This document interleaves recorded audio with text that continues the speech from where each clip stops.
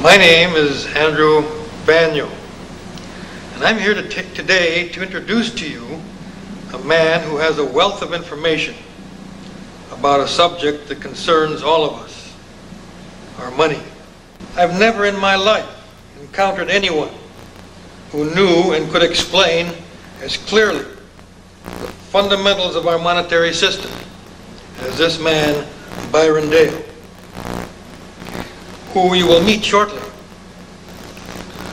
Byron is a former rancher and has spent the last 10 years studying our monetary system, and he has made some startling discoveries. In the next few minutes, we would like to share with you those discoveries and some valuable information that you need to know. It is the brutal truth that explains why our government and nation is sinking into a sea of red ink. I'm a father of 7 children, and I work.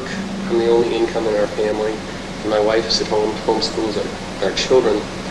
And I understand that that you have gone into study of debt and staying out of debt and so forth. Could you elaborate on that for me? Yeah, Jerry, I spent quite a little time studying the whole monetary issue of why we have debt, why it's hard to make a living, why that now it takes 2 families to basically 2 people in every family working in order to have a standard of living that one guy could provide 20 years ago.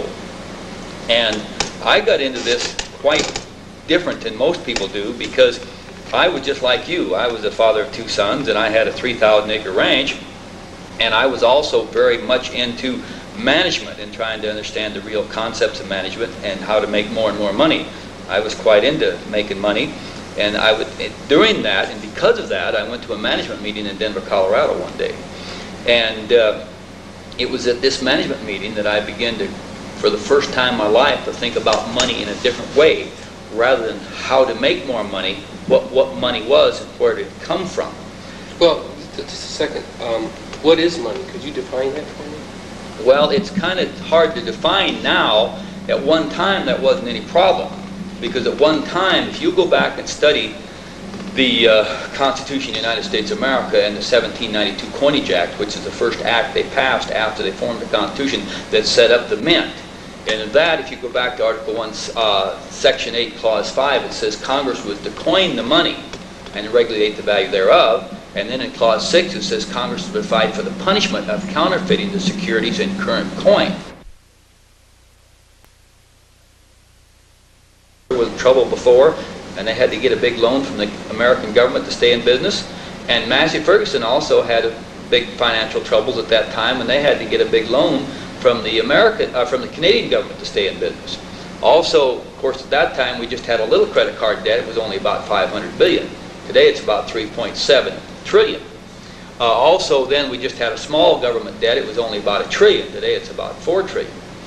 But I was thinking about that, and as I kind of looked around the room at the other people that was in that management meeting, you know, the other people who had came there to study, also you could see the main focus of what they was trying to get at is why that they was having a harder and harder time to make their operation come out in the black. And in fact, if you really listened to them, it was clear that all of them was slowly getting more debt. Go ahead. So what you're saying is that they were having a difficult time controlling the spending of their money, or a difficult time controlling events leading them into farther debt? They was having a hard time in showing profitability. And there's a reason for that. And I didn't understand any of that at that point in time. In fact, I began to think about this. And so I asked the speaker, who was Roy Ferguson, and I said, Roy, I don't understand. If we're all getting deeper in debt, big business, government, consumers, farmers, where in the world does all that money come from? He just said, well, just funny money. They just print it. I said, well, if that's true, if they just print it, then of course, I thought that was true because the last time I looked, that looked kind of like printed money to me. And I said, but if they just print that and we all borrow it, who gets the interest off the printing press? And he said, well, nobody. I said, now wait a minute, Mr. Ferguson. I may have believed the first statement, but I'm having trouble with the second one because I have never met a man yet that borrowed money, much money, that didn't pay interest. Have you? No.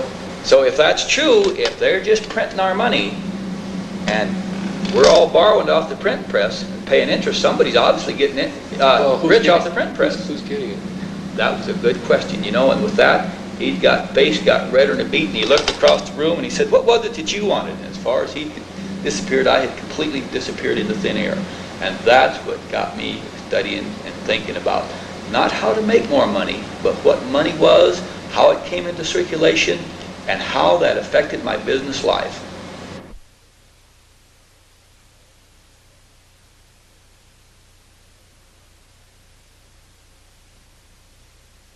You found it to be. Okay, now let's back up again to our basic form of government and our basic principles. And that was the Constitution says Congress was to coin the money and regulate the value thereof. And they also says Congress would provide for the punishment of counterfeiting the current coin. So that deals with the idea of the creation of the money and the circulation of the money. But my question is back at, what is it? Okay, let me go on. Because now if we go on to do that, we have to go back and study the concepts and the ideas of our founding fathers. And if you'll go to the 1792 Coinage Act, which I happen to have right in front of me here, you will find out that under the 1792 Coinage Act, it's all explained in very clear words. In fact, it says in section 9, the dollar or units, each to be the value of a Spanish mill dollar as the same as now current. So we knew what the current coin was. It was a Spanish mill dollar. And that was That was the standard. Okay. Okay, now the standard was a Spanish mill dollar, and it was contained 371 grains and 416 parts of a grain of pure, or 416 grains of standard silver. So in other words, what we really meant, if I was going to give you $1 for your jacket, I would have to give you 371 grains of silver. If I was going to give you $3 for your pants, I'd have to give you 3 times 371¼ grains of silver for your pants. So then the grain of silver is sort of a medium of exchange for the silver versus my pants. That's We correct. could exchange those two. That's Is correct. that what you mean by money? That's what our founding fathers meant by money. I understand. Oh, I see. You So see you're what I'm sort of saying? putting this into a Yes. historical context. Because you Has that have- meaning changed? Yes, and you have to go back to that to understand it. Now I have here a coin, and I want you to take a look at it. Now that was pretty close to what the 1792 Coinage Act defined the dollar to be, 371¼ grains of silver. Okay, now as through all history, kings and governments have a tendency to debase money. Okay, that's bad enough, but it's not what they've really done to us. And I want to explain that. But we started with debasement. Yeah. What do you mean by debasement? Oh, debasement means to make it to have less value of metal or weight. In other words, I could either put, instead of having 371 grains of silver in this, I could have 300 grains of silver and a little more copper in it. Okay, so that's basically what they did, only they took all the copper out and went to a nickel took all the silver out and went to copper and nickel. Ah, I see. Now this coin here is about the same size and looks about the same color, but if you turn it on its side, you will see that it's all copper nickel. Oh, that's the way a lot of our coins are today. Oh yeah, but see now they went and they changed this. Now if you go down to the bank and ask for a dollar coin, this is probably the only one you will be able to get, if you can get any. And now this is a Susan B. Anthony. It's a super quarter they called them, but it's all copper nickel. It cost the United States Mint 3.1 cents to make this coin. Now here's a 50-cent piece. It cost the United States Mint 4.4 cents to make this 50-cent piece. This 50-cent piece weighs 175 grains, and this dollar weighs 125 grains. That's a clear illustration of debasement. I think so. It's the first time in my life I ever saw the half of anything be larger than the whole, the same thing. So you see how that debasement is. And now what it meant is now if I come and give you this dollar for your coat, I've cheated you, haven't I? Because you didn't get near as much value with this one because this is a cheaper metal, isn't it? Correct. Okay, but well, that still did not put you in debt, did it? Not that I know of. Now see, there's some principles here we have to understand. Because in order to get this silver, there's only one way to do it. And that is you have to go and find some that's in the ground, and you have to take some physical labor and dig it out of the ground. Now if I went and dug this out of my silver out of the ground, okay, then I'd have bullion, wouldn't I? Very seldom you find coins in the ground like coin form, but you get bullion. From that bullion has to be melted, assayed, and checked to make sure it's the right amount.